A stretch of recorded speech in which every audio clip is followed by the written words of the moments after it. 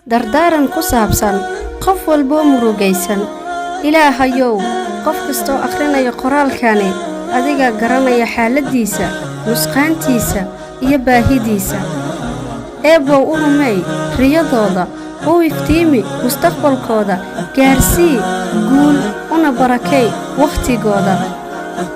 Eebow u dambi dhaaf, qalbigooda u nadiifi, shar oo dhan ka xijaab.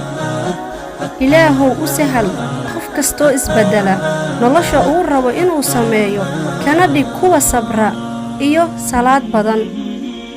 Ilaahayow, ka yeel indhahooda kuwa arka waxa wanaagsan oo keliya, carabkoodana mid khayr ku hadla, gacantoodana mid dadka u gargaarta, qalbigoodana mid cafis badan, naftooda mid ku mashquusha wax faa'iido leh, ruuxdoodana mid aan lumin.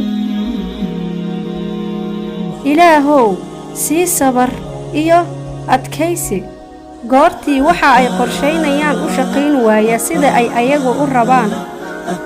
Adigaa garanaya waxa u wanaagsan ee ku caawi in ay aqbalaan qadar iyo wixii aad u qortay, kana dhig kuwa ka mid ah addoomahaada kuwa ugu shukriga badan.